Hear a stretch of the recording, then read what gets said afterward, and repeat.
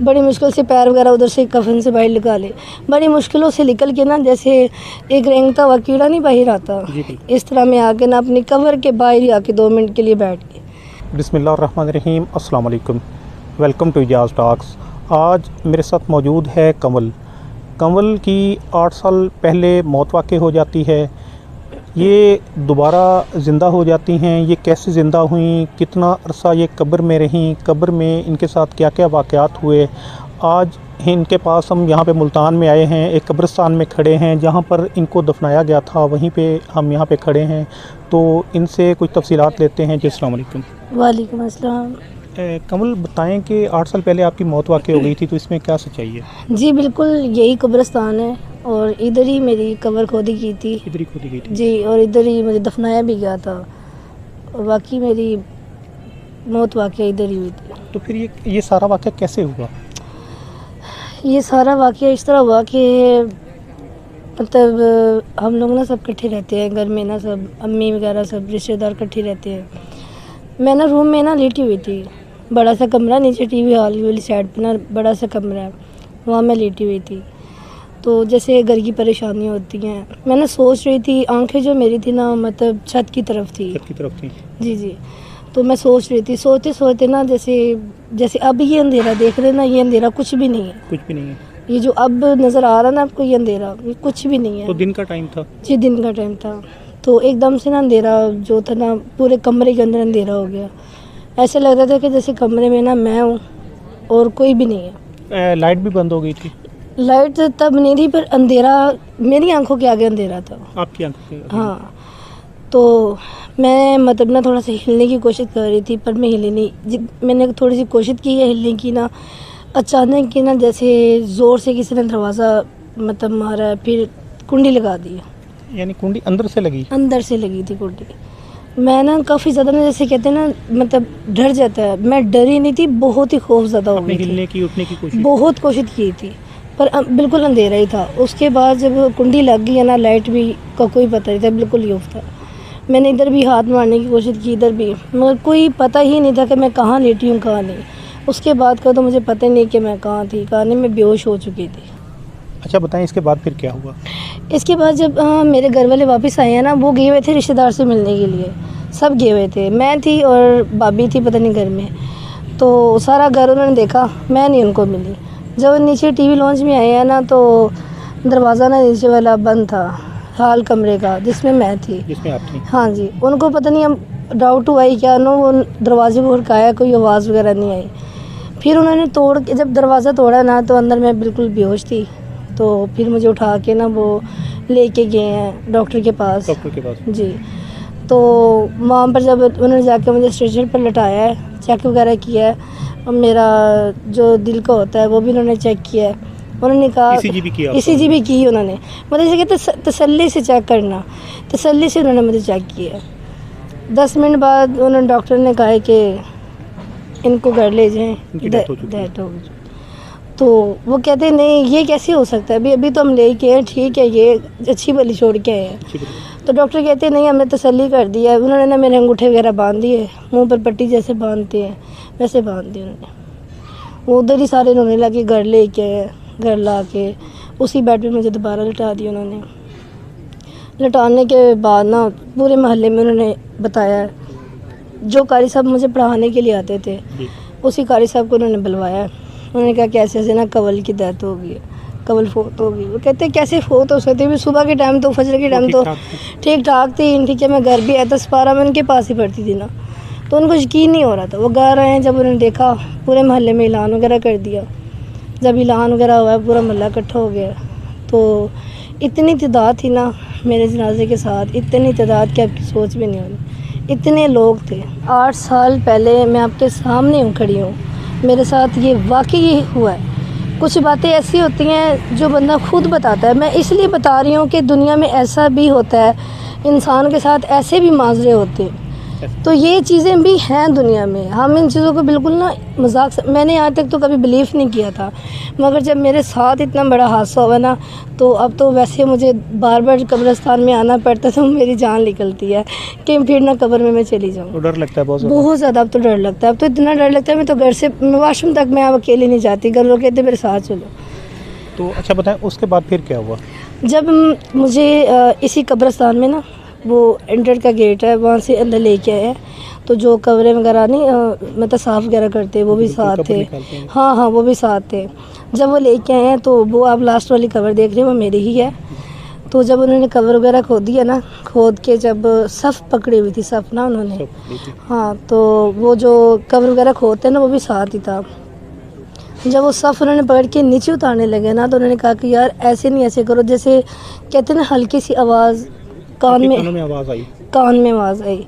तो मेरा सर बहुत ज़्यादा भारी हुआ था, शोल्डर भी बहुत ज़्यादा भारी हुए थे, तो वो ही लग रहा था कि जैसे मैं अभी भी कमरे के अंदर ही हूँ। कमरे के अंदर जहाँ पे आप सोई थी? जहाँ पे मैं लेटी हुई थी, मगर उतार मुझे वो कब्र के अंदर ही थे, मगर माइंड मेरा वही था कि मैं भी उसी कमरे के अंदर ही हूँ। तो जब उन्होंने मुझे कहा ना कि भी ऐसे करके सफ़ नीचे रख दो, छोड़ दो आप सफ़, तो मैं जब हल्की सी, जब मैंने यूँ देखा ना, मतलब आंखें मेरी खुल गई थी, जब मैंने ऐसे किया, मैं कहा ये मुझे कहाँ लेके आए हो, तो उन्होंने सफ़ फेंकी और सब भाग गए। तो अब नीचे कब्र में जा गिरी? मैं इतनी ज़ोर से गिरी हूँ कि अभी तक मेरे ना तकरीबन कमर में, शोल्डर में दर्द रहती है, और थोड़ा सा ना रीढ़ की हड्डी का भी मसला बन चुका है। मोरे हिल गया उसकी वजह से? हाँ जी, बहुत ही ज़ोर से। जाहिर बात है, जब एक इंसान आंखें खोलेगा तो फिर डरना तो उन्होंने है ही था। जी बिल्कुल। तो सारा मुझे उन्होंने कफन वगैरह डाला हुआ था, सारा बांधा हुआ था उन्होंने मुझे। जब फेंका मुझे कब्र में, तो बड़ी मुश्किलों से मैंने अपने हाथ बाहर निकाले, क्योंकि आपको पता मुर्दे को तो सारा बांधा होता है, पूरे कफन में होता है। तो बड़ी मुश्किल से मैंने अपने हाथ बाहर निकाले, ठीक है, वो क्लोज़ किया अपना, ये बॉडी वगैरह क्लोज़ की, ये बड़ी मुश्किल से पैर वगैरह उधर से कफन से बाहर निकाले, बड़ी मुश्किलों से निकल के ना, जैसे एक रेंगता हुआ कीड़ा नहीं बाहर आता, इस तरह मैं आके ना अपनी कवर के बाहर ही आके 2 मिनट के लिए बैठ गई। तो बाकी जो लोग आपको लेके आए थे वो कहाँ पे थे? मुझे कोई भी नहीं नजर आया, सब भाग गए? सब भाग गए। कोई आपका अपना करीबी भी वहाँ पे नहीं खड़ा था? जब मैं वहाँ पर 20 मिनट बैठी रही हूँ, 20 मिनट पूरे वहाँ बैठी रही। तो दूर से छुप के देख रहे थे आप? हाँ जी, जब 20 मिनट बैठी रही हूँ ना उधर, तो सिर्फ मेरे हस्बैंड खड़े हुए थे। मैंने उनको आवाज़ नहीं दी, मेरे दिल में ये था कि ये मेरे साथ क्या हो रहा है, मैं कहाँ हूँ भाई। मैं पहले उधर कमरे में थी, अभी कवर में थी, क्योंकि मेरे माइंड में तो वही चीज़ें चलनी है। मेरे माइंड में ये, मैं अपनी कवर की तरफ देख रही थी और सोच रही थी कि क्या है। मैंने अपने हस्बैंड को ना आवाज़ दी कि बात सुनो, मैं कवर हूँ, ठीक है ना। तो मैं बहुत परेशान हूँ, रो रही थी मैं बहुत ज़्यादा। अभी भी मैं बात कर रही हूँ ना, तो मेरी आवाज़ कांप रही है, आप महसूस भी कर रहे हैं, क्योंकि जब भी ये मैं अपनी बात बताती हूँ ना, ये तो बहुत डर लगता है, बहुत ज़्यादा। अभी भी बहुत खौफ है मेरे, अभी भी रूह कंडे खड़े हो रहे हैं, मेरे से खड़ा भी नहीं हुआ जा रहा अभी भी। कहीं ये ना हो कि दोबारा से अलावा कि दुनिया बस समझती कि नहीं ये चीज़ नहीं है, पर मैं दुनिया को कहना चाहती हूँ ये है।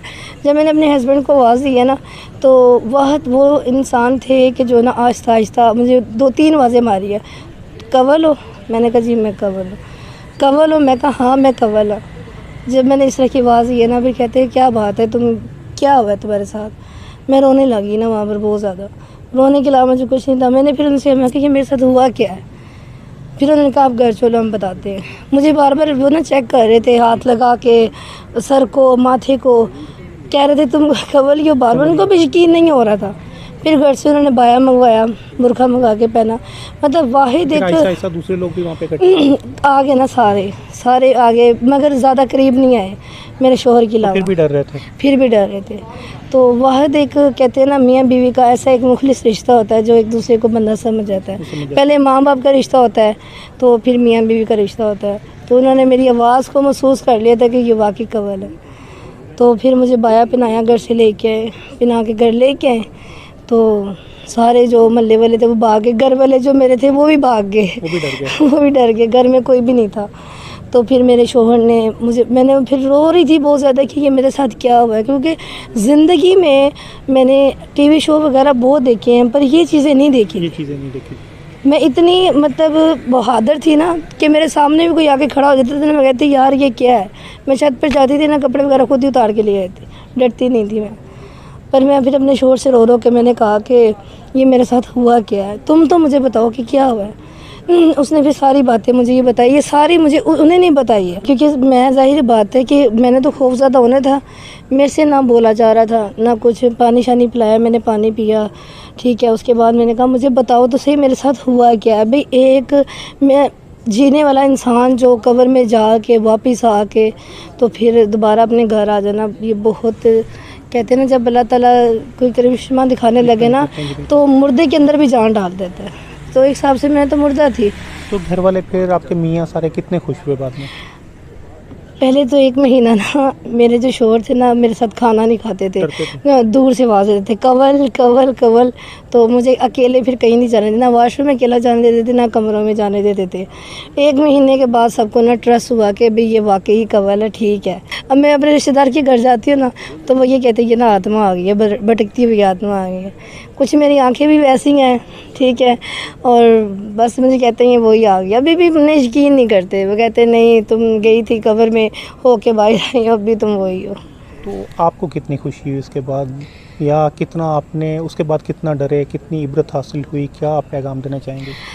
मैं ये कहना चाहती हूँ कि जिस इंसान को अपने मालिक पर तवक्कल है ना तो दुनिया की कोई भी ताकत कुछ भी नहीं कर सकती।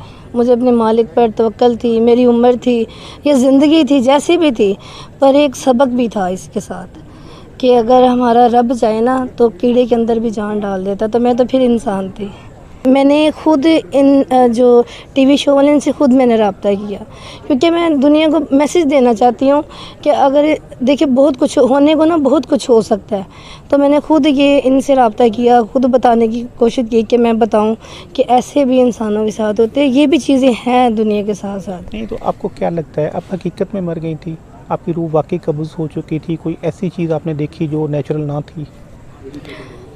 कुछ चीज़ें भी थी मेरे साथ और कुछ मैं चली भी गई थी।